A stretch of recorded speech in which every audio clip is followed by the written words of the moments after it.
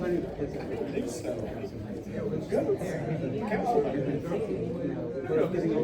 got a meeting between Joel has a list of things. Oh, I'm sorry. You like to talk? Where? Where? Nice to see you. How's everything? Okay. I did say I'm visiting. That's a little. Yeah, that's the one where like you can actually see some progress.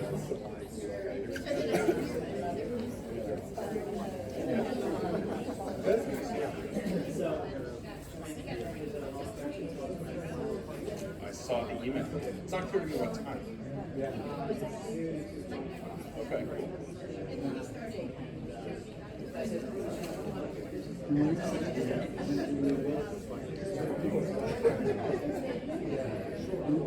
It's just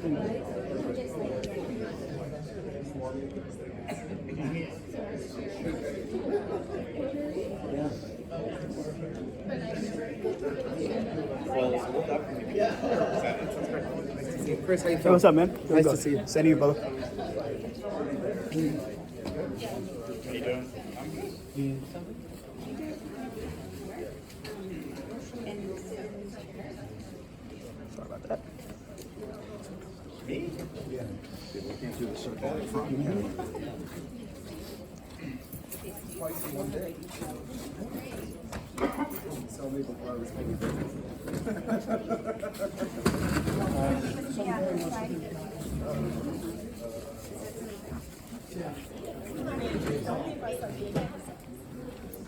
Put some on the other side. Sorry. Throw me up there. Apparently not. They all want to be on one side. Okay.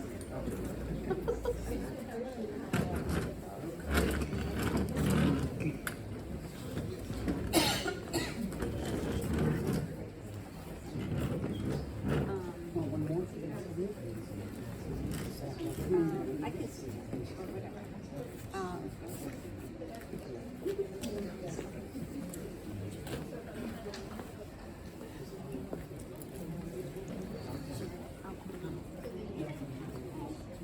All right.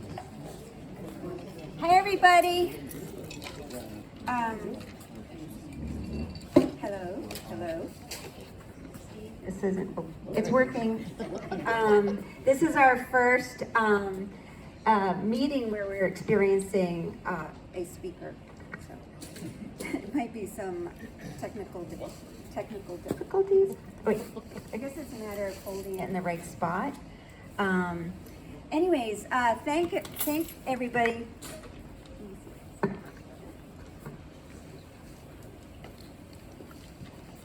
Hello? That's better? Okay. Welcome, everybody. Just to say, my name is Catherine Thompson, and I'm the president of the Friends of Bushwick Inlet Park. Hey! And I appreciate you all coming out on this Gookie night. We have our council member here tonight, so I'm going to pass it over to him in a minute. But first of all, I just want to I want to make a special thanks. I'm not sure about what I'm doing here.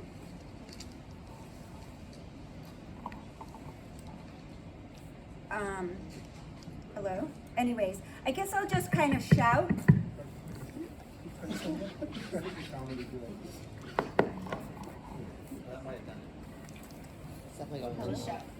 It's just a loose wire.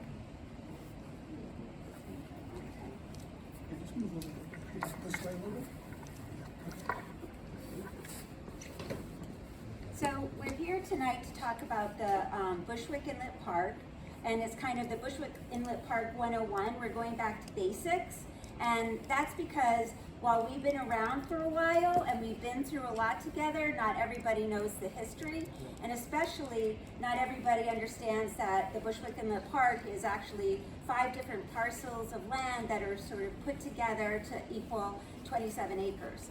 And so we're going to be going through a little bit of the history. We're going to go through the parcel by parcel. But first of all, I just want to acknowledge people that are here tonight. We have Andrew Epstein from Emily Gallagher's office. And we have Hannah Cannons from Lincoln Wrestler's office. Hannah's been incredible in tracking all this information that we're going to be talking about. And we have Lincoln Wrestler, which our council member. We have Ward Dennis. He's on the board of the Friends of Bushwick Inlet Park, long-term board member. We have Mary Salig, who is the North Brooklyn Parks Director. We have Steve Chesler, and he is the Vice President of the Friends of Bushwick Inlet Park, and he's on community board and other things.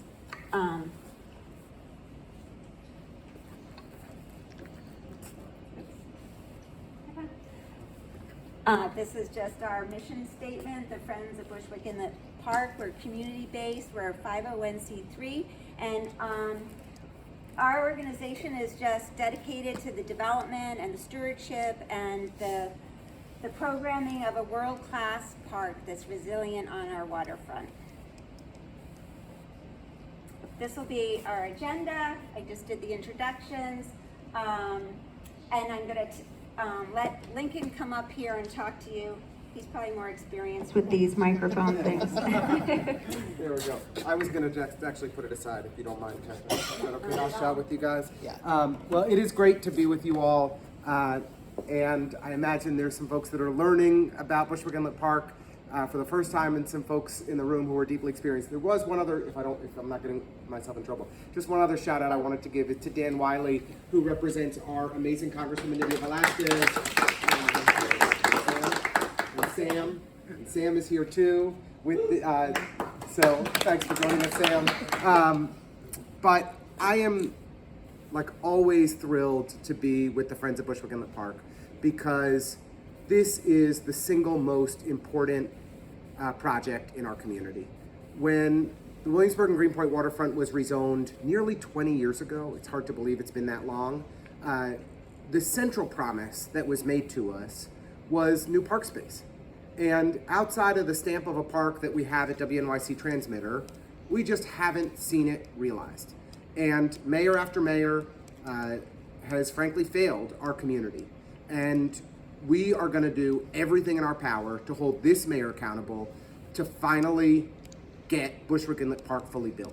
So Bushwick Inlet Park, to give you a sense of scale, is approximately the size of Fort Greene Park. We're talking about a big park, but it's a waterfront park. So think Fort Greene Park meets Brooklyn Bridge Park, meets the amazing Williamsburg Greenpoint waterfront. That is what we have been promised. And that is what we are going to make happen. This has been a hard fight over nearly 20 years. And it's thanks to, like, truly extraordinary advocacy from the breadth and diversity of this community, led by Catherine and Ward and Steve and others, that we have made it as far as we have. When Mike Bloomberg announced that Bushwick Inlet Park was going to be, as a part of the Williamsburg Greenpoint rezoning all that time ago, the city didn't own most of the parcels of land that were in the promised park. And so we ended up in protracted, painful, and stupidly expensive negotiations that taxpayer dollars went into spending hundreds of millions of dollars to purchase the parcels of the park. The good news for all of us is we now fully own every inch of our future park. It is within the city's control. The bad news is that we have some severely polluted properties that still are in need of remediation. So each and every month, my office that Hannah helps coordinate, and I join every single meeting, Emily and her team, all the elected officials from the area, the Friends of Bushwick Inlet Park, the North Brooklyn Parks Alliance, Mary and the Parks Department, other city agencies, other state agencies, we all get together and we go through parcel by parcel, how do we go as fast as possible to try to get our park built. We do have some good news. Ahead of schedule, we don't have the image up, but the Motiva site, and you'll, over the course of the evening, learn what all of these different parcels mean, but really the parcel right around the inlet. So like the most sensitive and ecological and beautiful parcel we're gonna begin construction this spring. So that's real progress.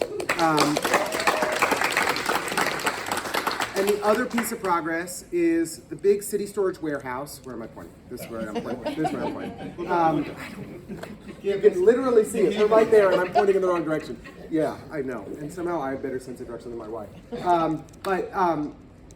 This huge building is finally the demolition process is gonna begin this calendar year, 2024. So, and that is all going to be parkland, right? This park stretches from just behind us all the way up around the inlet to the edge of Greenpoint to Quay Street. What I do wanna say though, is that the remediation process and the lack of cooperation that we've been getting from some folks in city government, I would say especially City Hall, is slowing us down. And if we go at the current pace, so let me actually step back for a second. Folks like Steve and Catherine and Ward and Emily before she was an assembly member, and me long before I was a council member, have participated in many, many, many rallies and organizing events over the years to fight for Bushwick Inlet Park. And we've had lots of notable people come out in support, including then Borough President Eric Adams, who put himself in a sleeping bag and said, "Where's our park?" and slept out overnight. I don't know if he made it fully overnight, but he slept out. He did? He made it overnight. There you go. All right, I don't mean to not give the mayor credit where he deserves it. He made it overnight. That's his idea, actually. Give him even more credit. Maybe he had his Sunday scarf on. That might have kept him warm. I don't know. But this is not. This project is one that then Borough President Adams, now Mayor Adams, knows well, has been invested in. And we need his administration to not treat this like any other bureaucratic capital project across the city of New York. We need him to treat it like the most important priority in the Greenpoint Williamsburg community, the most solemn promise that was made to us from that rezoning 20 years ago. All of the towers, we can see them getting built along our waterfront. We need the infrastructure investments that actually meet the needs of a growing community. We need the new schools we were promised. We need, most of all, the new parks we were promised. And so we need the mayor to take this seriously, and we need to start putting some real pressure on the fossil fuel companies that polluted this site and that are responsible for cleaning it up. Folks like National Grid, folks like Chevron, folks like Exxon, they are going to be targets in the months and the year ahead as we try our best to not let this just be another standard project that it's taken us already 20 years to get this far. I'm not waiting another 20 years for this park to get built. I don't want this to be a park that we're waiting for the next council member to figure out. This has to get done. And I just want you to know, this group of folks up here and me and everybody else who's been working on this are as deeply committed as ever to getting Bushwick Inlet Park fully built and over the finish line. And with all of your help, we're gonna need to do some more dynamic advocacy to actually make that happen. And I'm really excited to do it all with you. So I will shut up, but I just wanna say thank you, because any time that you've been working on a project for 15 plus years, you know, some people might burn out. Some people might say, like, this is too freaking hard. These folks haven't. They have kept digging and kept pushing and kept activating our community and demanding that the promises that were made to our community are promises that are kept. And so I really just want to thank the Friends of Bushwick Inlet Park for being amazing. And I do really want to thank Mary Salig as well. There are lots of folks in city government who we are frustrated with. Mary and the Parks Department are not among them, and they are trying their best to be really strong partners to us, and we really appreciate it. So I unfortunately have a town hall somewhere else that I'm supposed to be leading, so I am going to run, but you are in better hands with all these smart folks, and I just want to thank you all for coming out tonight. Thank you. Have a great night. Take care. Thank you. All right. I wanted, thank you. He's great. I mean, he's so passionate. We were on these meetings, and his language gets kind of dicey. But I wanted to also, before I forget, you know, we have other board members here with us tonight, and I didn't get to call them out because I was sort of hurrying, but I wanted Trina to say hi to Trina. She's a long-term board member. We have Julie Marlowe, she's our treasurer, and we have Julie Thompson, who is back there taking pictures, and so anyways, just wanted to do a shout out to them. Okay, so I'm just gonna go and talk to you all about the Bushwick Inlet. And it all started with the Bushwick Inlet and the Bushwick Inlet Creek. People always wonder, why is it called the Bushwick Inlet? It's not in Bushwick. Well, the reason is because there is a creek that runs underground here, and it empties out into the East River, and it empties out into the Bushwick Inlet, and that's what it was always called. And we're going to be having another seminar in about a month, and we're going to have a really amazing speaker come named Eric Sanderson, and he's done really deep study of this, the ecology and everything about this area. And so we look forward to learning more about the pre-colonial history of the Bushwick Inlet Park. And so this is the part that Lincoln is talking about and referred to. It's like, why do we even have a park? Why is there a Bushwick Inlet Park?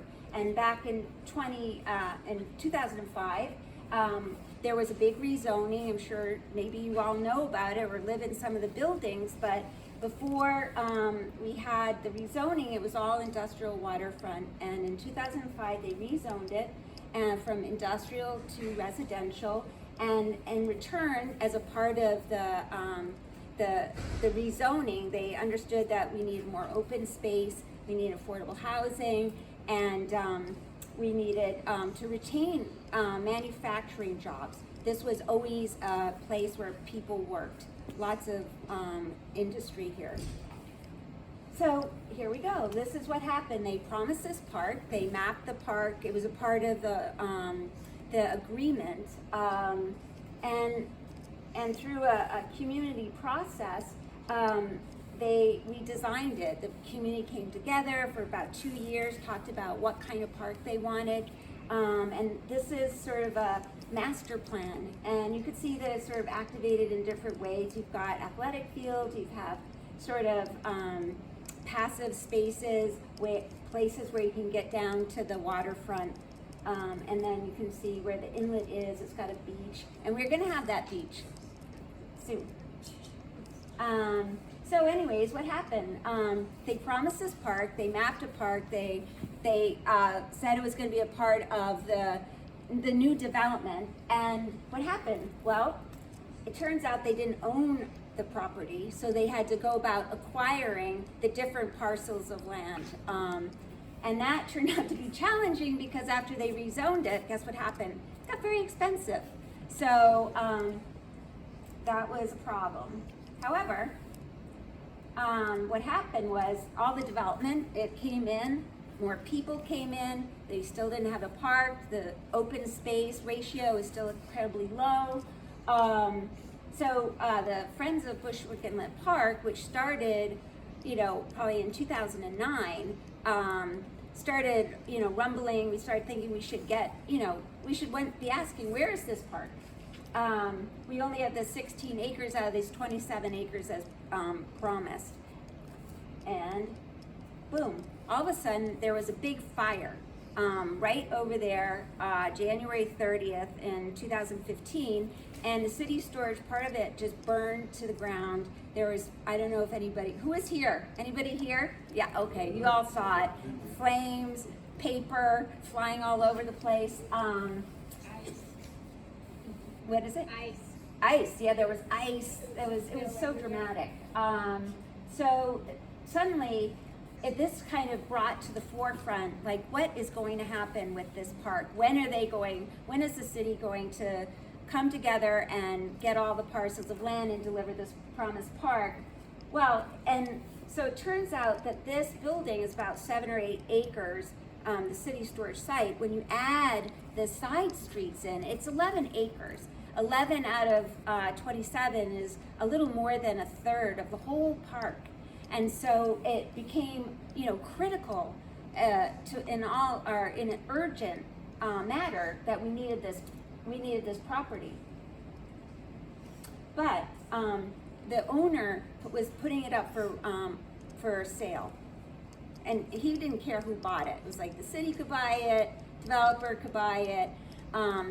Developers really didn't want to buy it unless they got a rezoning, because it was it was zoned for, you know, the one-story manufacturing, but if you get it rezoned, suddenly your property values are the value of really tall buildings. So our job became to get it, well, a few things. So we started this campaign, and it was all hands on deck. Everybody participated, all the different organizations came together, and we started this Where's Our Parks campaign. And I think Emily Gallagher is actually the one who coined the term, or coined the phrase, where's our park?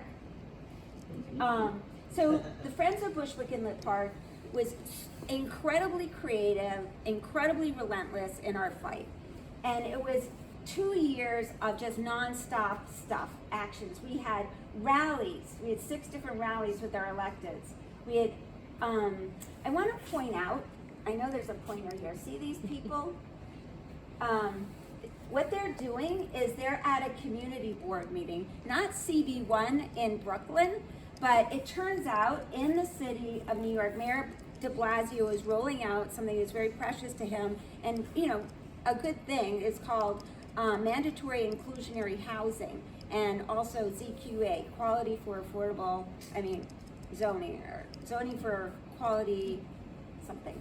Anyways, it just meant they wanted buildings to look better, and he was gonna attach this to any kind of upzonings. So he had a plan. He was going to have his people go to every single community board that was having any kind of rezoning and roll out this beautiful plan for mandatory inclusionary housing. Well, these activists and others went to I don't know if they went to everyone, but they went to dozens of these meetings. And when it came time for the mayor's people to get up and talk about this wonderful thing, they would raise their hand and say, well, you know what? We live in Greenpoint and Williamsburg, and guess what happened to us? We were promised all these things, but, you know, it didn't happen, not yet. So we started putting the pressure on the City Hall. And so there was all these different kinds of events. That Mayor Adams is right there. Turns out he came up with the camp out idea. He was the borough president at that time, but he also came out with this other idea for having a countdown clock for when Mayor de Blasio sort of challenged the owner of the property and said, okay, I'm gonna offer you $100 million. It's on the table for 60 days. So we had a countdown clock every day. People would come and turn down the clock. That went on. So finally, what happened was we got 100% of our elected officials to sign on to support no rezoning. So that meant the property could not be rezoned for high-rise residential, keeping the value sort of, you know, reasonable. And then CB1 came up with a resolution. We got all these resolutions. Everybody's on board. So anyways, it worked. And we got the city storage. The mayor bought it. You know, he paid for it, and we were very happy. And so that meant we had all the properties to create this park. One of the side notes I will just mention is that out of this, it became kind of clear that during rezonings, a lot of promises get made by the city and, you know, by developers and stuff, but there was no way of tracking those. There's no accountability built into these promises. And one of the things that happened is then our public advocate, Tish James, she and the Speaker of the Council, Mark Viverito, and a council member, Rafael Espinal, they created this bill, and it passed 100% voted that they would create a system of tracking promises made in rezoning. And this was really important, like out in East New York, where they decided to build out amenities like schools and parks before they build new buildings. So that was a positive thing. And so, you know, we didn't stop there. Now we had all the parcels of the park, but it's kind of like, all right, now what? We need money to build the park. So we started a campaign, Build Our Park. This is some rally we had, and yay, it worked. Just like that. Mayor de Blasio on December 27th, 3 days before his last day in office, said, you know, to us, he said, I didn't think I was gonna have to come back here and give you any more money. I already gave you all this money. But he did, he allocated $75 million. And that's very significant towards building the park. However, where are we now? This is the problem, you know, how do we, in order to build a park, you have to have a plan. So you have to have a remediation plan that's approved. You have to have designs that are funded and approved. And then then the city will allocate funding for that project. So I'm gonna hand it off now to Hannah and Ward and Steve and Mary. They're gonna talk about all the different parcels. And then after that, we'll have question and answer. Does that sound good? Okay.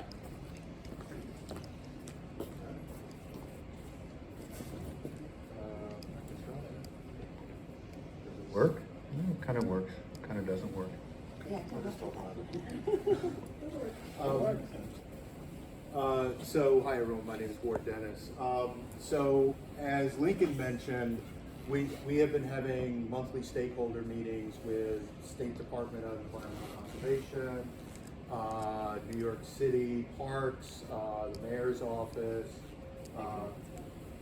EDC, who else is in that? North Brooklyn Parks Alliance, Friends of Bushwick Inlet Park.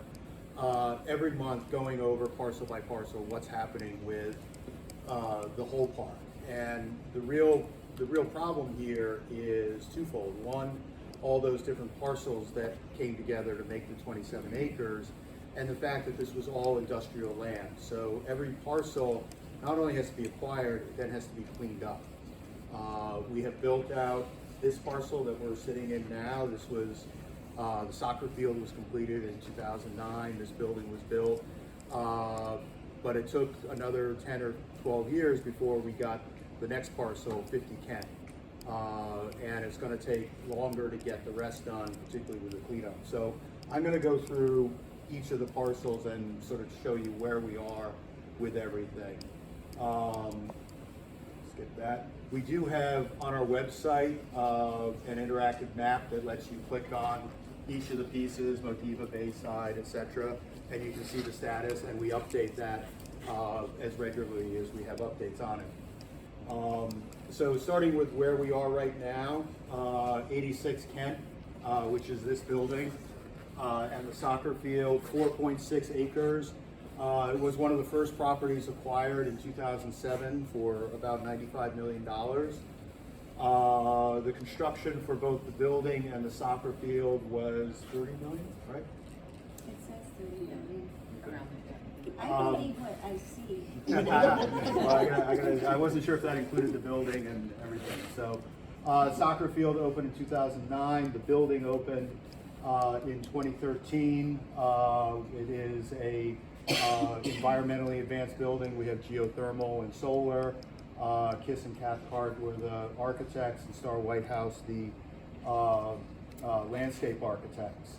And it also includes the area next to the river that is passive, as well as the soccer field. And the soccer field has been redone once? We opened it up again in 2022. Yeah. So this soccer field, as you know, gets a ton of use. It's one of only two in the area. When city storage comes down, hopefully we'll get another field there, but meanwhile we're doing a lot of repairs to fields. So all of this southern area of the park, including what's now Marshall P. Johnson State Park, was originally part of Brooklyn Eastern District Terminal. It was a whole railway terminal bringing float barges in from New Jersey. There's no direct freight connections to Long Island. You have to come over the water. It was a functional terminal until the 1980s. Until the early 1990s, there were locomotives sitting on Kent Avenue. It became in the 80s and 90s accidental playground. If you've ever read, Dan Campo wrote a really great book about how it was used as just sort of an impromptu area for people to get together. So it was already a community space back then. Hungry March Band got their start on this one. What's that? Hungry March Band got their start. Yes, yeah, the Hungry March Band used to be here all the time. So going north, City Storage, the big building that we see up here that is still there, that site, which included this full block as well as this half block up here, was acquired, as Catherine mentioned, in 2017 for $160 million. With the streets and everything, it is about 10 to 11 acres. As Lincoln said, the big news here is that that building is going to be coming down starting this year. Demolition. They said today it would be done by December. Is it End of gonna- December End of- 2024. By the end of 2024. By the end of- 2025 without that building. Okay, so It's gonna be amazing to see from one end of the park to the other end. yeah, right? this will be the first time that It'll be we'll actually be able to transformative. see the full breadth of the park standing there. I think most people, like coming to soccer on a Saturday, don't really understand that everything to the north is actually part of the park. So demolition begins in the fall, and there's not much to the building, so it will come down quickly. We'll have that slab there. They're going to start doing testing. They need the building down before they can do the testing to figure out what the remediation is. The City Storage North parcel where the fire was, that has been vacant, and that they have been doing testing there. This used to be part of the National Grid manufactured gas plant site, coal tar gasification. This was the less polluted part of the parcel. Testing and investigation is ongoing. National Grid and DEC are discussing about what they do with the shoreline. National Grid wants to keep a bulkhead here, which means that we won't have that soft shoreline getting down to the water that we envisioned and were promised as part of the master plan. So one of our big pushes in these monthly meetings is pushing National Grid to do a proper cleanup so that this can be a proper waterfront park, not just a waterfront esplanade like everywhere else. 50 Kent Avenue, the newest piece of the park, that was acquired in 2007 for about $30 million. This is a site just to the east of the City Storage North site. This was actually the part of the manufactured gas plant operations that was the Williamsburg Gaslight Company, starting in the 1850s, later became Brooklyn Union Gas, and then was acquired by National Grid. In parts of this site where the gas holders were, they had to dig down about, I think, 30 feet? Yeah, 30 feet in order to remove the contaminated soil and then bring in new fill. So that was, remediation was completed in 2017. That was done by National Grid because they're the responsible party. And in 2017, Mayor de Blasio allocated about $8 million for design and construction of the next piece of the park. Stantec was the architect. Construction completed in 2022 and the park opened. And we had a interim park. Parks was able to operate it as an interim park for about a year or two there. So we did have use of it. So this piece, eventually all these pathways that sort of dead end into a fence will connect to the rest of the park. But we're building this park in chunks, and we refer to it sometimes as the Franken Park. We don't want to have it be a Franken Park, but trying to do comprehensive master planning when you're building piece by piece is a real challenge. So Bayside, the site that used to have all the oil tanks on it, that was acquired by the city in 2016 for about $69 million. That's about 10.5 acres, so between that and city storage, that's most of the park. Testing has been, demolition was completed in 2019. Preliminary testing has been completed. Design and construction, that money that Mayor de Blasio had the big check for, That has been at least partially funded. The big holdup here and the big holdup on the City Storage North sites is testing and remediation. This was Charles Pratt's Astro Oil Works, kerosene works starting in the 1860s. It operated as a petroleum distilling and petroleum storage site for over 150 years. It was Pratt's Astro Oil became part of Standard Oil, eventually Exxon and Mobil. It was a Mobil facility for many years. It was later acquired by Texaco, which was then acquired by Chevron. Bayside Fuel Oil used it most recently. So there's a lot of contamination on the site that needs to be remediated. And right now there's a lot of fight over who's gonna pay for that remediation. Yeah. So Exxon, Chevron, National Grid to some extent, and even the city of New York are the responsible parties for that cleanup. Between them, they have to agree how to pay for it, and DEC has to convince them to do it. That has been a huge challenge. The national petroleum companies are really good at dragging their feet and making this a long process. So as Lincoln said, you know, the big part of the fight right now is getting these people to the table so that they're coming up with the funds to do the remediation. The remediation on this site is not a huge amount of money. It's $5 to $7 million. But it could take us years to get everybody to agree how much of that $5 to $7 million they owe. And of course, by that time, it'll be more than $5 to $7 million. Unless somebody just decides to do it, like the Well, city. yeah, the decides city, the to city do could it. decide to do it and then go out and sue everybody else to get to recoup the funds. Yeah, yeah. If the city, sorry, if the parties do not agree and fund this and do this, the only alternative that DEC has, assuming the city is one of the responsible parties that refuses to take responsibility, the only option is the Superfund site, which would delay even longer. Yeah. As long as this takes, Superfund status would take way longer.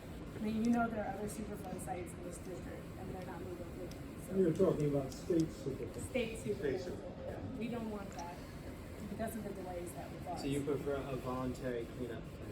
Yeah, basically what's happening is that the Department of Environmental Conservation is trying to get the main responsible parties who have come to the table, Exxon, Chevron, and the city, to agree to what's called a consent order. At the moment, they're trying to come together on a consent order for actually the investigation that needs to happen on the site. Once they agree on the investigation and the investigation is done, then they will have to have second negotiation on the remedial action and who's gonna pay for that portion. We tried very hard to get them to negotiate on both the investigation and the action together, and it wasn't moving, and it got moving, but slowly, when those things were split apart, because there's disagreement among the parties about who's responsible for what. But having the information from the investigation could help us convince whoever we need to, or put the feet to the fire for whoever we need to about who should really step up in this process. And there's also, Have you gone to the feds for EPA Superfund? well, we don't want to do Superfund because that will take longer. Yeah, but they have teeth. The other big thing here is state DEC is pushing very hard to have the cleanup extend to the inlet itself, which is important, right? The oil companies are pushing to keep the remediation just on the land part of the site. So the last piece at the far north of the park, the part of the park that's actually in Greenpoint, is what's called the Motiva site. It was last owned by Motiva. It's about 2 acres. A little bit more is being developed as part of the Bayside site. It was acquired in 2014 for about $5 million. Mayor de Blasio allocated $10 million for design and construction. That went through a community design process. Abel Bainson and Butts were the design architects for that. And Mary, schedule. Yeah, so we are starting in the spring. Ooh. I don't have a date yet. I hope to have a date soon, but I mean, the spring Spring starts. ends in June, so we're starting before June. And it starts March 19th. I looked this up before. So yeah, so we'll be starting in the spring. And that's a 1-year construction? It's a year and a half. Year and a half, okay. Water work extends some Okay. projects. So if they're done early, they're done early, but they do have a year and a half. So by end of 2025, we should have the next parcel of the park open. And that's good. Have there been any meaningful changes to the Q&A? Have there been any meaningful changes to the design since it was finalized back in? I don't think so. Kevin, we wouldn't change anything. I mean, there might be like if a bench changes or something like that, but and that hasn't happened. But the design isn't going to be changed. If it is really changed, if there is a substantial change, it would have been brought to the community. Is there anything in particular that you're asking about? No, I just remember that there was like the initial, design and then it was amended. So I just, Yeah, no, exactly. It was amended. I mean, actually, the community, they came out, remember they had the design and then there was sort of the community came together and they advised them about ways they thought they might want to see changes made, and they were made. Yeah, so the final design that was approved. Right, that's what I was asking. Yes, Yeah. that one has not. There have been changes to that. No, but Yeah. but they did, and then Yeah. they haven't changed. I mean, there often during our capital projects, we amend designs based upon community feedback. So like, remember LaGuardia, Steve, LaGuardia Playground we were redoing? And we put in a skate park because we thought the community would want a skate park there. And we heard from the community that we didn't want a skate park, we want the handball court that was there. So we took out the skate park, we put that court. It's a conversation, and so when we make changes, but when it's approved, we don't go back and change it. Great. So that's the parcels of the park itself.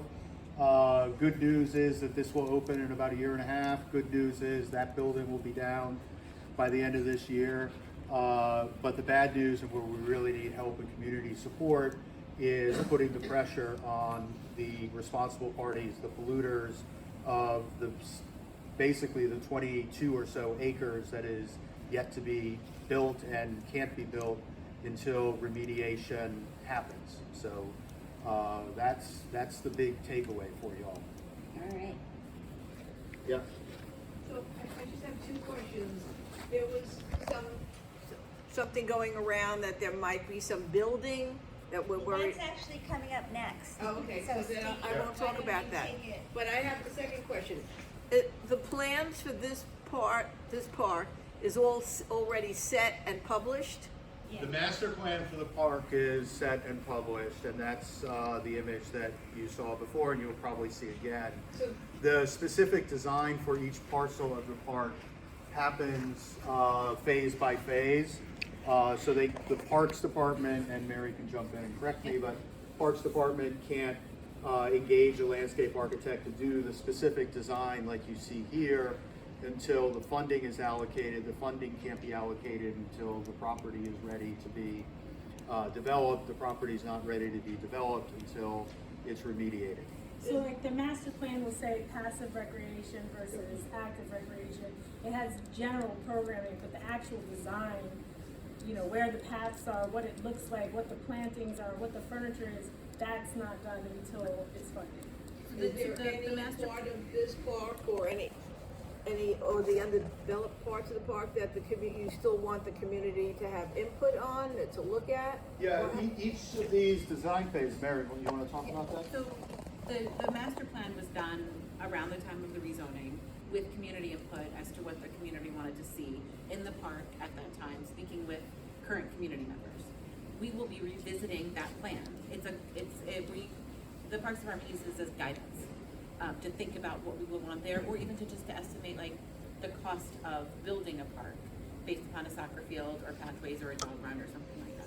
There will be community meetings as we get funded for the development of the next phases, where we'll probably hold it in this room, everyone will be welcome to come. We'll accept feedback for a time period after where we get the current community's ideas of what we want to see in this park. And so what happened on this site, for instance, you know, the Parks Department held community visioning meetings about specifically what should happen on this site. Then came back with a design by the architects, ABB. And that went to the community board. At the community board, there was a lot of pushback. It was like, wait, we thought we wanted more, we wanted this, we wanted this. Parks actually then went back with the architect, came back with a revised plan, which I think was accepted and was well received. Yeah, so nice. there is, for each one of the parcels, there is a community engagement process and a fair amount of back and forth, and we do a lot to try to push parks to do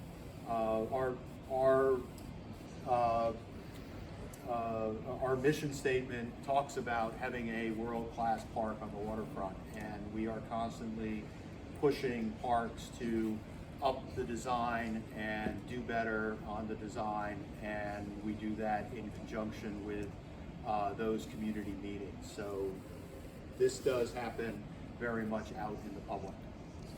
And I'll just add a little quick thing that part of the seminar series is to, get people thinking about what the park could be or what would be great, what kind of new landscape ideas are out there in terms of resiliency or, habitats or just all different stuff. And so this series is going to be addressing that to some degree, just to open up ideas, and then hopefully, I don't know, maybe there is a way that we can come together and influence like whatever next stage will come. And we have a little time, obviously, because, I was going to say, after you help us get these sites remediated, then the game becomes helping us get parks to do as much as possible and figuring out ways to fund more and better and more resilient parks. And of course, what was designed 15 years ago is not what is exactly going to be built today. The master plan, as Hannah said, in terms of the overall layouts, active versus passive, probably will be adhered to, but the specific, there was no specific design in 2009. That comes with each parcel. So I'm going to turn it over to Steve to take us further north. Just one more try. all right, Okay. Steve, you got it. Okay. So moving north a little bit to actually outside the park. Roughly the same time where we got the amazing news about the funding for design and construction from Mayor de Blasio, we found out that the MTA, they own this facility at the end of the arrow here. It's called their MTA wash facility. It houses about 100 trucks that, overnight to go to all the subway stations and have supplies and hoses to clean the subway stations. That the MTA essentially wanted to sell what they feel is underutilized property. And so they put out a request for bids for a developer to come in and upzone the property and create these massive towers, in return send revenue back to the MTA and some in-kind amenities as well. It's approximately a two acre site, and it's abutting exactly. You can see right next to the Motiva site, aka the Bushwick Inlet. So the RFP that the bid that they selected is with the Gotham organization, and some of the highlights are that it would have approximately 900 units of housing. There'd be two towers, 530 feet and 450 feet. Let's go back. 530 feet would be 130 feet taller than that building that already exists over at West Wharf, to give you a sense of scale. and just a little bit over 50 feet from the water's edge. Needless to say, the 900 units of housing translates into about 2,300 human beings on top of approximately 20 towers already built on the Greenpoint Williamsburg waterfront, and translating into tens of thousands of new people. City planning from the decade between 2010 and 2020 basically reported that Greenpoint Williamsburg had the most new units of housing in the entire city.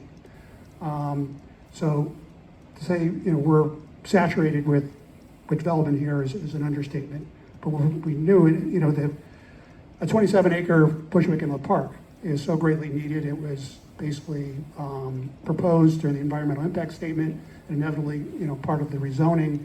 But even with that built out, the open space ratio, the amount of acreage of park space in relation to how many people within like a half a mile or 10 minutes from the park is still well below the city recommended amount. So an alternative to having oppressive towers, right? Just imposing itself. Still with me? Yep. Okay. To violating just the pristine, this ecosystem, this very unique ecosystem that's Bushwick Inlet, that's been there for hundreds of years, and beyond, and the stress on infrastructure in general, so many people. We had our own kind of community kind of visioning session, just to basically feel like we should expand the open space rather than impose 2,300 more people on towers on the area. And so this is just a sketch of potentially what might look like with, say, the Bayside property built out and Motiva developed, and then 2 acres of that MTA site developed into parkland. And also, the U.S. Army Corps of Engineers about a year and a half ago came out with a stormwater management proposal for New York, New Jersey harbor area, anticipating sea level rise, but they left Bushwick Inlet and essentially all points south of Transmitter Park out of the plan. So natural defenses against sea level rise, the storm surges, et would be a natural idea for development here. So it would be just provide multi purpose goals here. So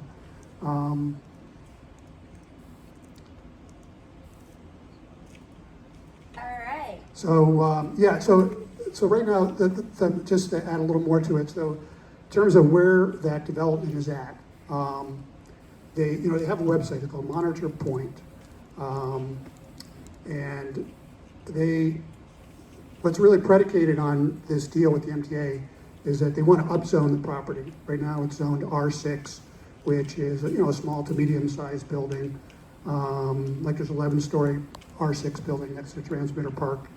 They want to get an R8 so they can, go build to the sky, but that requires going through a city land use procedure called ULURP, and they're aware that there's been community pushback on this project for the various reasons that I discussed. Our council member, Lincoln Ressler, which the local council member is often the linchpin in a local rezoning, has come out against it as well. That essentially, if you have the plan includes some affordable housing, but we really, if it's less than 100%, considering the saturation element of what in the neighborhood, and the imposition on Bushwick Inlet, he's come out against it. So at the moment, things are very quiet. They had published a schedule of going into ULURP in January after doing an environmental assessment. But it's been radio silence since then. But we want to be vigilant and ready, if they decide to move forward with that, to mobilize and promote an alternative vision that is more holistic. And so we're just we're just being watchful of that.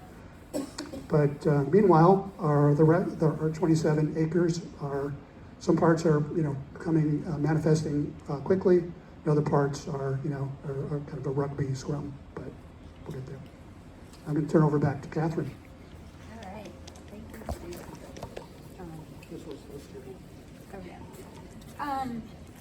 So here we are, and the next thing is, so what do we do now? How can you get involved? Well, right now, as Lincoln was talking about, we want to get the responsible parties to pay for the environmental remediation, and I guess we're just going to figure out how best to pressure them. And this is an ongoing conversation, but I think in a little bit, pretty soon, I think we're going to be taking some actions.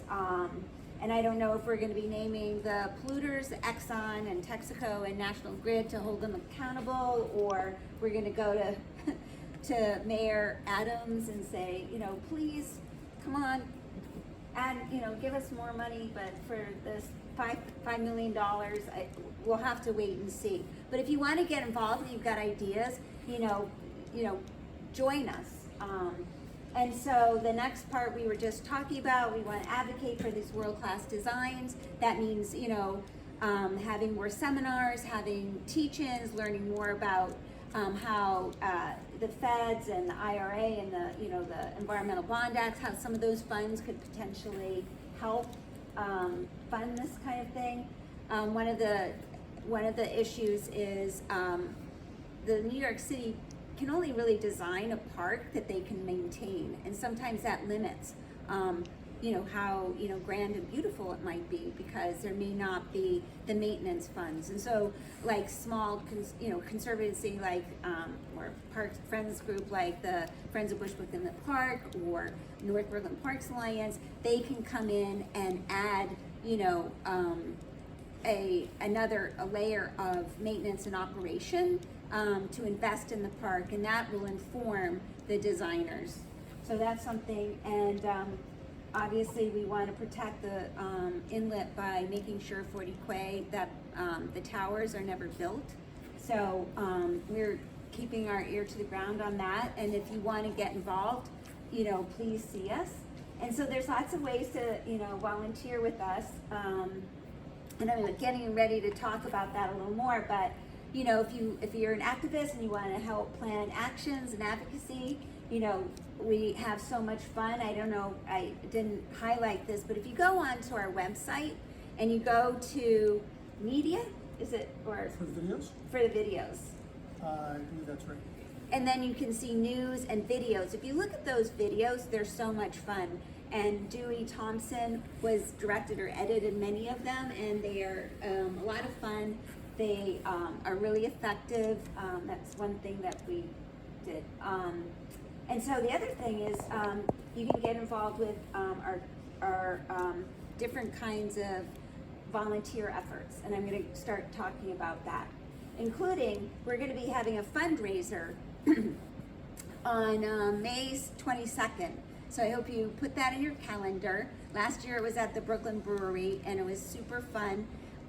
This year, I'm not going to say where it's going to be yet. That's a surprise. And we have, where is Allie still here? Okay, we have a new fundraising volunteer, Allie. She's getting ready to have a baby, so I don't know. Go, Allie. I hope other people will join our fundraising force, because she may be on maternity leave soon.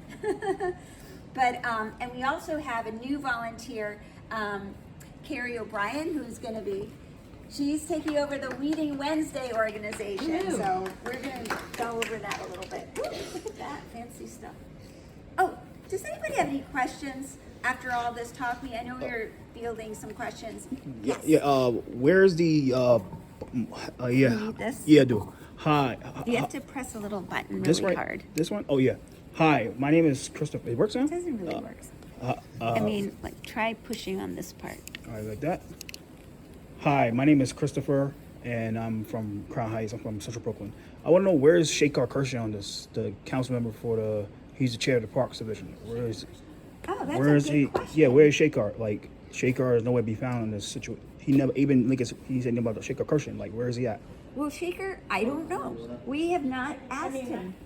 He's supportive of our efforts to get the park built, but Shaker actually doesn't have, I mean, in this circumstance, there's not much for him to do. The Parks Department is actually not the holdup, right? I mean, you Yeah, might it's have not to the put Parks pressure on the Department. to get It's some of the things we want down the line. But the people who are holding it up or the parties that are holding it up are not the Parks Department. And so, like, that he's just not necessarily the crucial party in putting it over the line. All right. But But I supportive think of if our we efforts. needed him, he would probably come forth. Yeah. Yeah. But most of our advocacy and most of our discussions right now are with other city agencies other than parks and with state DEC. So at these monthly meetings, Parks is there, but Lincoln and Hannah and Emily Gallagher is there. So, Emily's office is helping with pressure at the state level. Lincoln's office is helping with pressure at the city level. So that's really the two tiers of it, but it's not really, it's not a parks advocacy lobbying kind of situation right now. It may become It's gonna later. be more like an but- activist, like chain yourself to the fence and, Yeah. go on a hunger strike, I think. Yeah. I'm just kidding. Yeah. Any other questions? What is the current expectation of a resolution with Exxon and Chevron? That's an excellent Is question. there a scenario where you ask nicely and they just pay? Because it seems like that's not. Yeah, oh no, okay, you guys. We've asked nicely. That was the plan, So but I don't know that it's working, so. So far, we've been relatively nice, but putting pressure, right? If right now the party that seems to be holding things up most is actually Chevron in that negotiation over who's going to pay for the investigation. They have some kind of a waiver that is related to something else that makes them think they don't actually have to be a part of this investigation, and in fact that's not the case, and DEC has clarified it's not the case and also threatened to revoke that waiver on this other issue if they don't own up to what their responsibility is here. Ultimately, the three parties need to make an agreement, and that happens in a boardroom somewhere with lawyers from each of those parties. And they are meeting periodically and have met with DEC. The latest is that DEC, they said, this is what we want to investigate, and DEC said, no, you need to investigate this, including this. And they have to respond now. And if they don't respond and we don't see some movement soon, I think that's where what Lincoln said and what Catherine is saying is that the advocacy in terms of putting pressure on all three parties, or perhaps one party more than the other, depending on what our strategy is gonna need to step up. But right now, we're hoping that they actually do the right thing. But the timeline of when things happen slips. Every time we meet and they haven't finalized that agreement, a month goes by and we said, you said you were gonna have an agreement by this month and that hasn't happened yet, and we're getting impatient. Do you see a downside from activating public pressure before letting them continue to stall and spend more money on lawyers and meetings that could be spent fixing this? I think we are reaching a tipping point.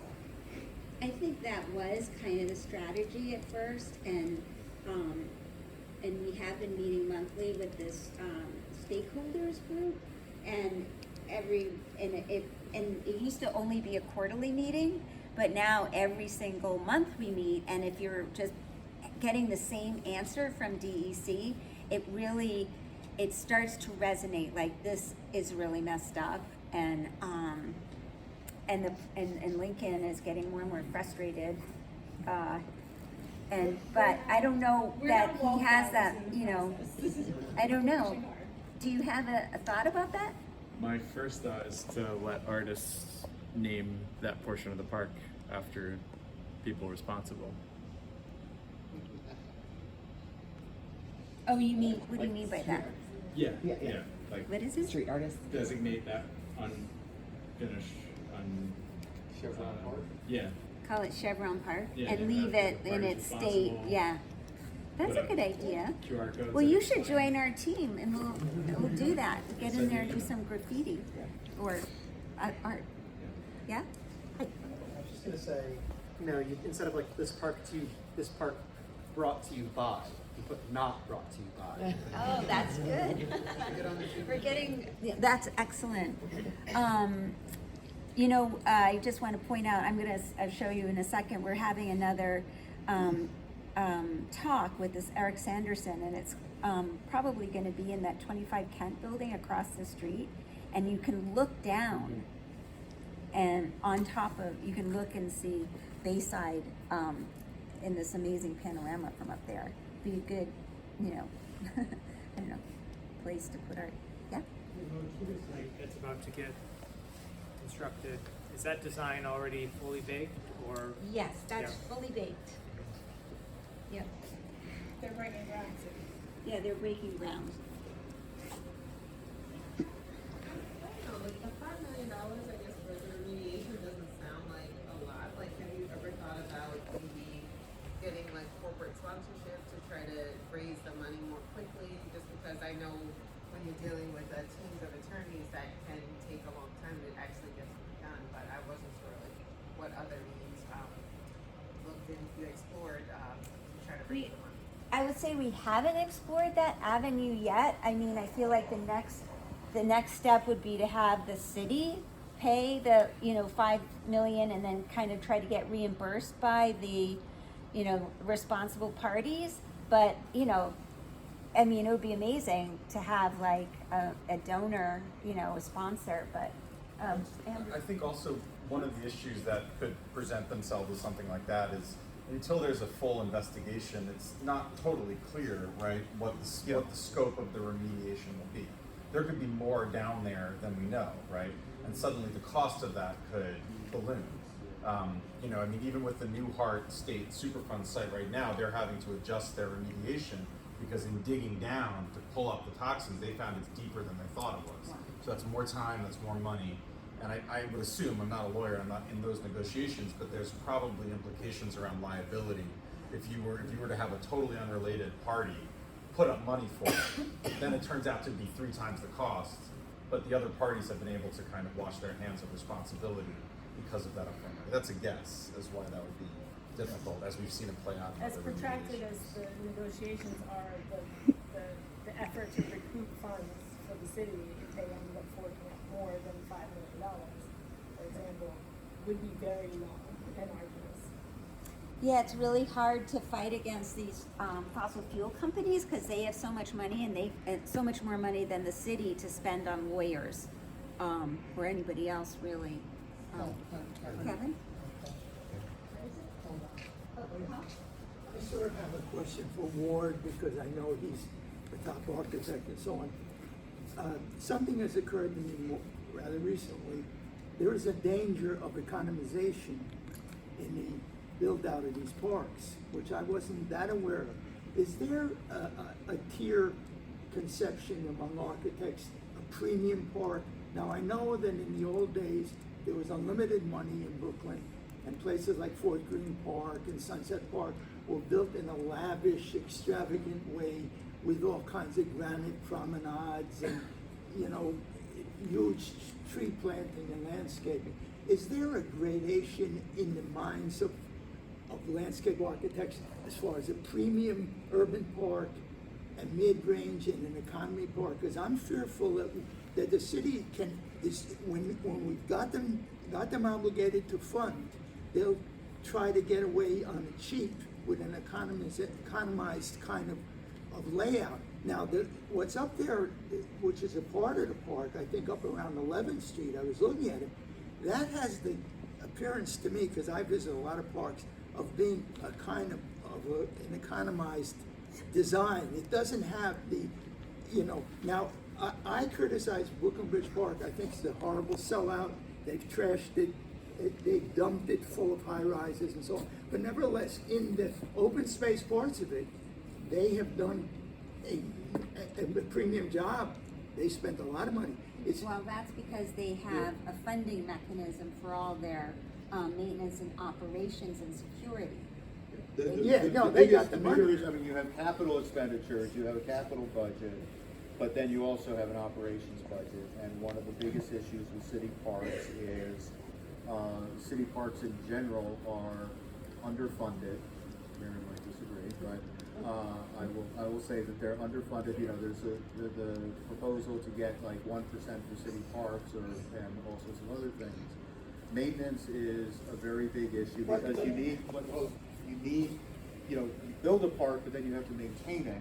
And places like Brooklyn Bridge Park, places like the High Line, Central Park or the Central Park Conservancy, they have a lot of funding for maintenance, and that allows them to build to a higher standard, to do more of certain kinds of things that don't work in city-funded parks for maintenance. So that's where things like conservancies and other models for maintenance come in. That's where Thankfully we need or that not, sponsor we for actually $5 have million. time to plan for this because of all the remediation stuff. So we can, you know, I think at the same time that we're fighting for the remediation, we can also be working towards building a more robust funding mechanism for supporting parks that would then allow us to build better parks. I don't see a correlation between the premiumness and the, you know, the premium layout and artistic integrity of the park and the maintenance. In other words, if Fort Greene Park, let's say, is 5 acres, But that's a pretty old park. No, yeah, but anyway, if that was built in an economy way, it was built in a premium way because you had the famous architects like William Law Olmsted, okay, and money was no limit. I don't see how the maintenance would be greater if it was built as an economy park or a premium park. It's just the beauty that is the distinction. Well, It seems to me that's a cop-out because they say, well, if we put in all this landscaping and magnificent promenades and beautiful, you know, granite, everything, okay, that's not gonna raise their budget, their maintenance budget, to me. It does. I mean, you know, if you have lawns versus artificial turf, if you have, if you're having to maintain a get down to the waterfront versus a bulkhead with a railing, there's very different maintenance costs between all of that, and that is an issue, and it's an issue because we as a city don't fund parks and open space to the level that we should. yeah. Kevin? Quick question. This is one of my favorite topics with Bushwick Inlet Park, which is the fence between BIP and Marsha P. Johnson. I know back in early 2022, there was successful advocacy to increase the hours of Marsha P. Johnson, so it was opened at the same time as Bushwick Inlet Park. So it was like 7 to 10. The hours were extended to 3 hours per day. Has there been any other conversation, Mary, about taking down that fence between the two parks as we're developing these other sites, as we're looking towards a full 27-acre park? Has there been any other discussion about taking down that fence between Marsha P. Johnson and BIP from the city park side of things, or in cooperation with state? So I have not heard any more conversations on it. But that's something we can try to bring up, I guess, with state parks. I mean, it's their fence, and they have everything to protect in that. So, if any more questions, because I think we have a little bit more. Yeah? Oh, Louis? Just a side note, but there are combinations of city park and state parks that used to have fencing that have come down. For example, Gantry State Park and Hunters Point South. When you say the design is baked in, what do you mean? The design. Are you talking about the landscaping or the your? Motiva design, the landscaping and the way they're gonna build it and everything is already approved and it's been contracted and they're gonna be coming in like a month or two. I'm So it can't be asking changed. because over at East River Park, they had to redesign the whole thing and raise it 8 feet because of estimated sea level rise. Yeah. And it's gonna turn out that 8 feet is not gonna be enough, in fact. Yeah. So how are you guys handling it over here? I think we're just gonna get the park and hope for the best. It's gonna have a soft day. We're gonna have canoes. We're gonna have. I think that is something that could come up in future developments on the city storage and bayside sites, because those are the sites that are on the river. Like I said, the master plan was 2009. It was approved, 8 or 9. So the master plan thinking for the park was, pre-Sandy, pre-current state of global climate change and everything. So it was a very different landscape at that time. And I think that, as we're going forward and as we're remediating these sites in particular, it's going to become more and more a question, and it may be something that has to be addressed in the design of those future parcels. Yeah, green infrastructure is also something that we incorporate into our designs. So for example, the field here has a tank underneath that absorbs water, and the irrigation for like the roof and other parts of this park are taken from that tank. So, that sort of mentality will be continued throughout, or can be continued throughout this park. Dan Wiley is here from Congresswoman Nydia Velasquez's office, and he raised his hand. Do you Yes, have I something did. to add? Well, I have something to add about Brooklyn Bridge Park. Going to Kevin's question, which is, Brooklyn Bridge Park, before it was Brooklyn Bridge Park, there was an initial state park, which is Empire Fulton Ferry State Park near Empire Stores. And that was the first step, was out of Con Ed land, they created a state park. They remediated to create a state park. And then there was a cost-sharing agreement. There was an agreement to create an entity of the city and the state together, where they did a cost-sharing agreement. So the governor and the mayor, Bloomberg and Pataki, agreed. And then they had a competition of who's putting in more money, so who has more controlling interest in that entity that created that park. So, one thing you might think about is if that's ever possible, because if you want to get the state to have some more skin in the game. But of course, in that case, you had Port Authority. Well, we were hoping the state would step in and take the MTA site that we were talking about, 40 Quay, because we thought it would be so easy. They could drive their little scooter trucks down Kent Avenue and share in the maintenance and operations. And maybe that's something that could be brought up again, soon. Carrie? Mary, may I direct a question to you about 50 Kent and the maintenance? Would you say that was simply outside of the scope of parks planning, or did something happen that led to that park not being maintained in the last year and a half? Okay, so, we are maintaining the park. Is there a particular issue that you want to address? Or We can scoot up to these slides. Oh, sure, please, don't let me interrupt. Should we table that for 1 minute? I wanted to kind of keep moving forward. There's a bunch of more slides, and we'll be able to get back to this idea of maintenance and supporting parks with 50 Kent especially. This is some stuff about what all other things we do, and we do we do a lot of programming with stewardship. This is oyster monitoring. We have summer music series that starts in June. We've got advocacy here. Here's a scoping for the vision of 40 Quay. And as I said before, we're having a fundraiser.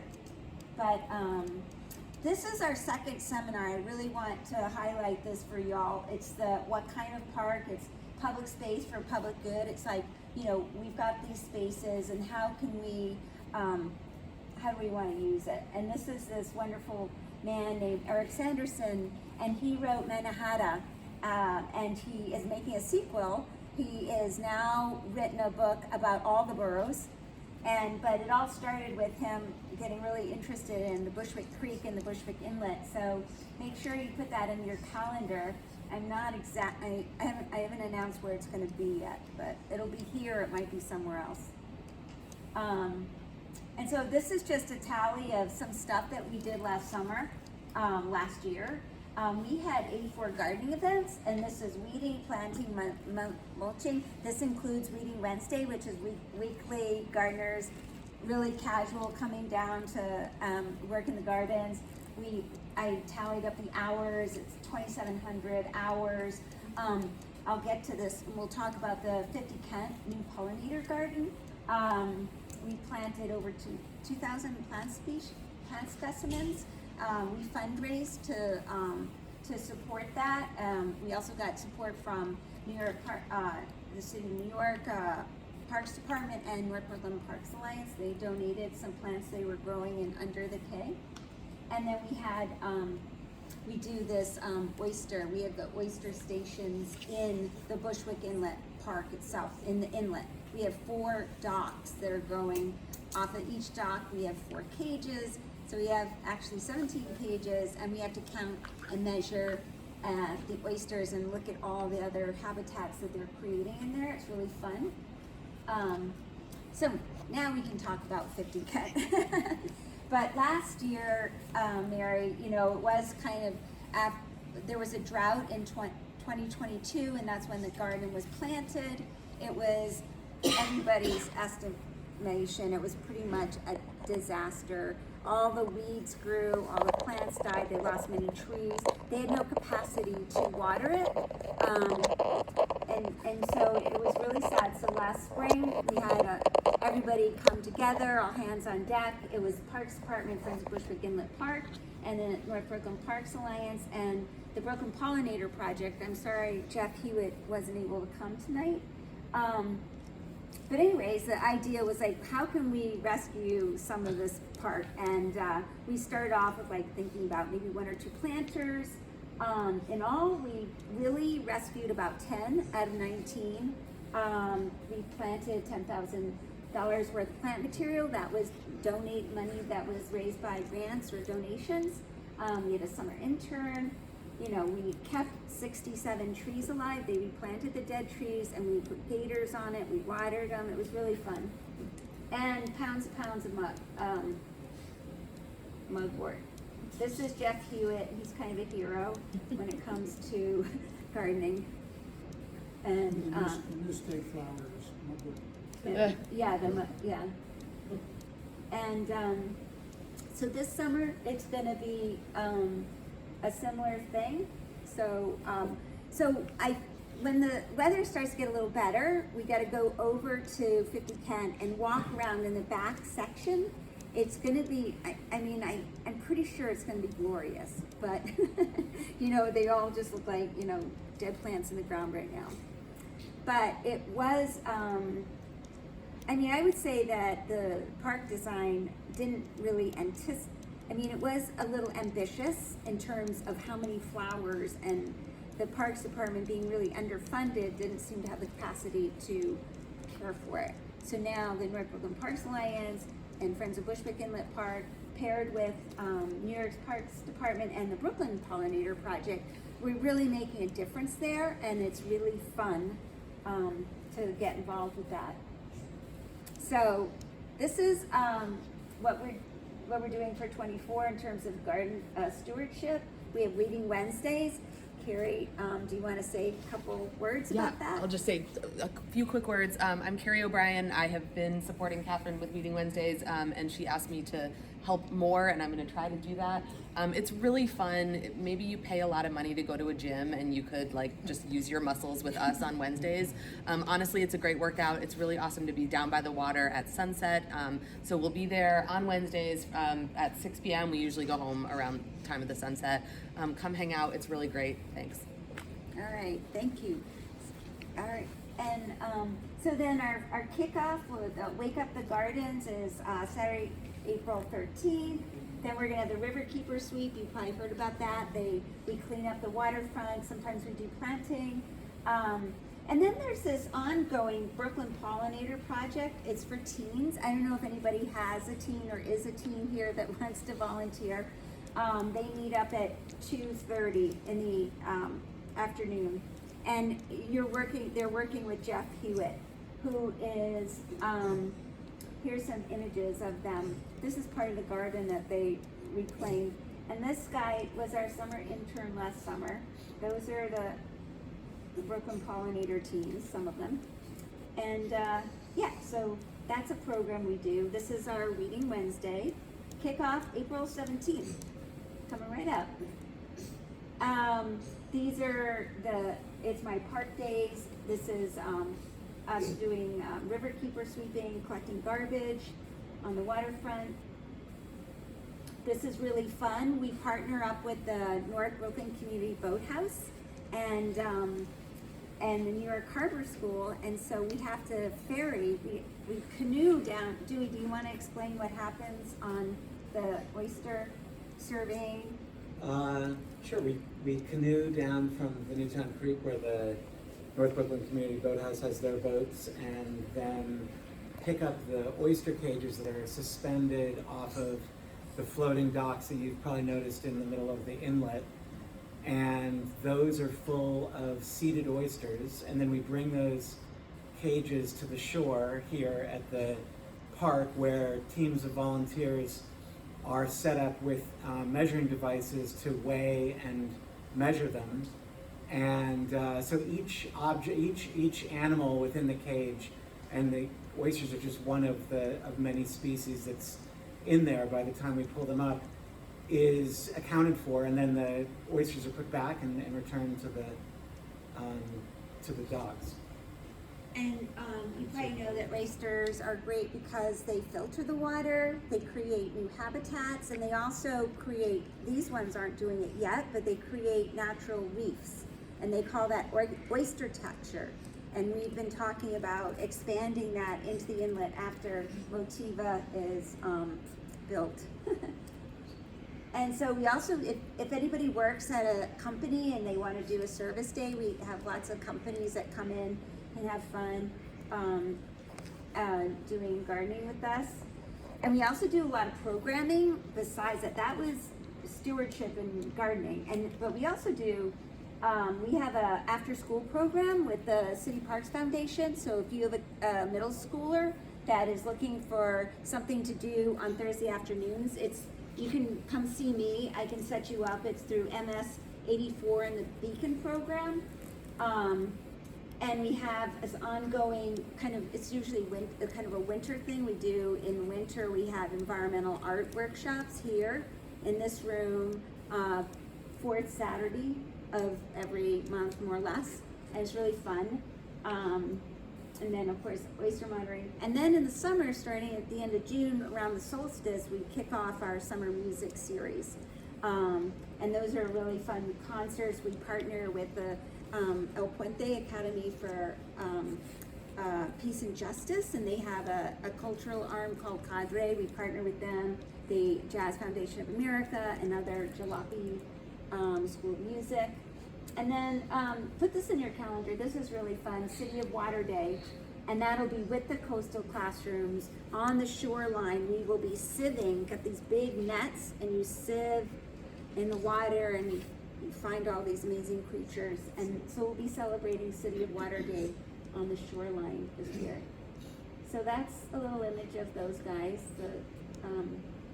See, they partner also with Billion Oyster Project. And these are some watercolors and stuff.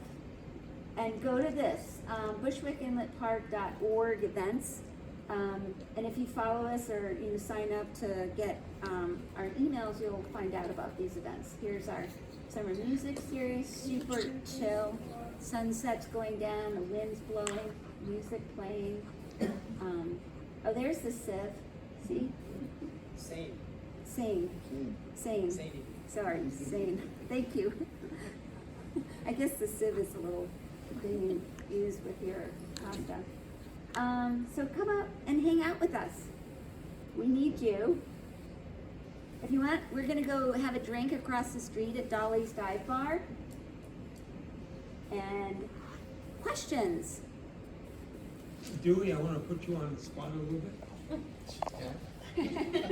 What do you think about the chances of running a flotilla down like we did about 5 or 6 years, or more than that, about 10 years ago? As a protest? As part of July 13th, as part of City Water Day. Totally possible, yeah. That's just something we coordinate with the boathouse and get boats. So let's talk about it, yeah. We got good publicity that way. Yeah, fun. If you guys haven't figured it out, Dewey Thompson is also very involved with the North Brooklyn Community Boathouse, and that is a boathouse on the Newtown Creek where they human-powered boating, kayaks, and canoes. And it's an amazing organization. You learn so much. It's very safe. And when's opening day? When the water temperature gets above 60 degrees. So they're there with their thermometer and dipping it in the water. Anyways, thank you. Oh, questions? Back to the question. I was just wondering, as the park is developed, is there any plan to do anything with Kent as to, like, create access to the park? Because like right now, there's not many crosswalks. Like the bike lanes there are often overcrowded. Like cyclists. Wow, that's such a good question. We have Kevin Lachera here, who's very involved with this kind of thing. Would you care to answer that? Sure, I can. This is something we've been talking about a little bit with groups like Bike New York and with Friends of Bushwick in the Park and Parks Alliance and TA, in thinking about Kent, which is probably one of the busiest bike lanes in the city now, right? And with all the people that are moved in over here, along with that extensive use of the bike lanes, it would really be great to take a look at Kent and think about, to widen those lanes to 11 feet like we have in Manhattan, to widen the sidewalks to accommodate runners and the people that are here, to build crosswalks and do daylighting and add loading zones. I think would really be wonderful. And so will that go through the community board, or how is this sort of thing done? I think it would be something that that we would work together as multiple groups and advocates in the neighborhood, talk to our elected officials about who are very supportive when it comes to work like this, and say that we deserve a safer and more accessible Kent Avenue, especially as these sections of the park are opening up. Something also to bring up during our scoping meetings. Oh, that's a good idea. Discussing the design for the park.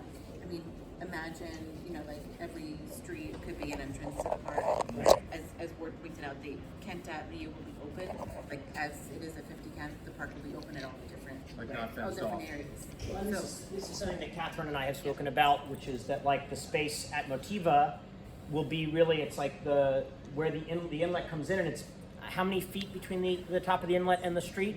It's super close. Very, very close. So just thinking about like the crowding there, that Kent ought to be, and that was the original plan, right? The Kent was going to look like the Greenway down Navy Yard. To have it look like that all the way up would be really wonderful. So. Kent is still part of the Brooklyn Greenway. Exactly. Yeah, it was promised as part of. And that's another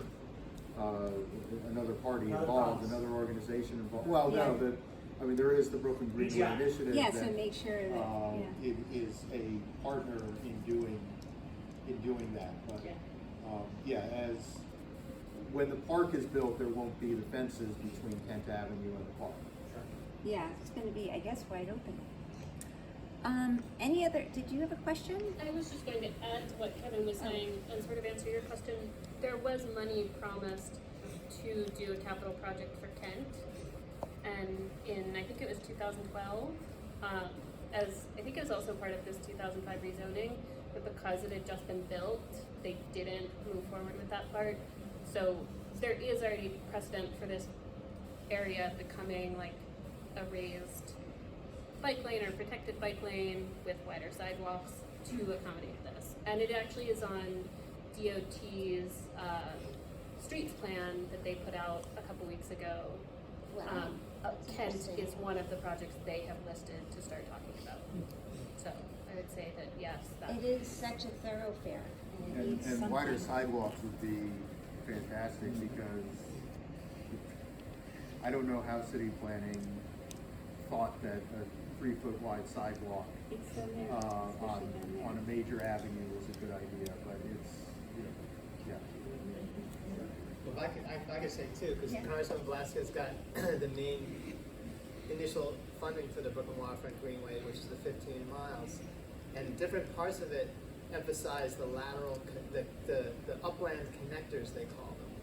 And so the Greenway isn't just a linear north-south connection, it can also be lateral connectors. So you look at Sunset Park, Uprose, which was a big voice in having more lateral connections of upland to the water, to emphasize the crossing and the fact that the Greenway isn't just the bikes commuting, but also pedestrians stopping and crossing and things like that. So I gotta just say that, Dan, that is something I think about all the time, and I think about that our park, Bushwick Inlet Park is really kind of cut off. Like, it's got Kent, and then, it's, how do the people, and there's all this industry and these sort of dangerous streets, and so one of my dreams is to try to make these upland connectors that would make, kind of a network of parks, so that you've got this, and then you go up North 15th, that used to be the creek itself,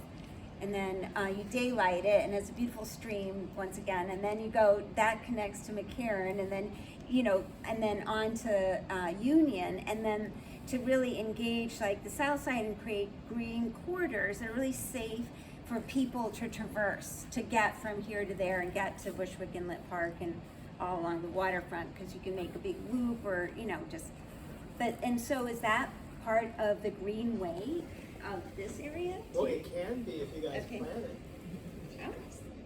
Well, there we go.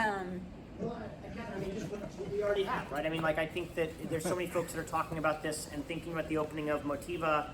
You have the Barry Open Street, which goes from Broadway all the way up to North 12th and connects to McCarran Park. Then you have Banker's Anchor, which extends over, right? And when you're standing on Banker's Anchor, you can see the trees at the Motiva site, right? And it's like, those are the sorts of connectors. And then a safer corridor on Kent. These are all the parts of it. We're working on it. It's the really neighborhood's working. exciting. Any other thoughts? Thank you. Thank you, everybody. Oh. Kath, not only is she the host, but she was the main organizer of this event, so it's really amazing she's put together. A team effort, and I don't know what time it is now, but we have about just a few minutes left to sort of hang out. If you want to talk to Allie about fundraising, Carrie about weeding, if you want to talk to any of us about how to get involved with actions and advocacy, art, in the. And yeah, there's those cookies left. My daughter made them. Very good. And thank you to our electeds for hanging out. Thank you, Andrew, on your night. But I mean, you had to come and sit here. I was like, that he's here. So what do you think, Julie? David, only take one cookie. Yeah,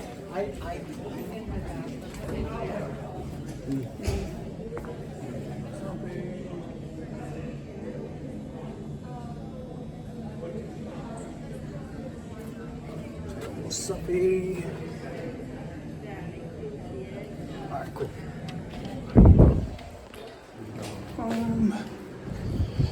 Great time tonight. So, log off.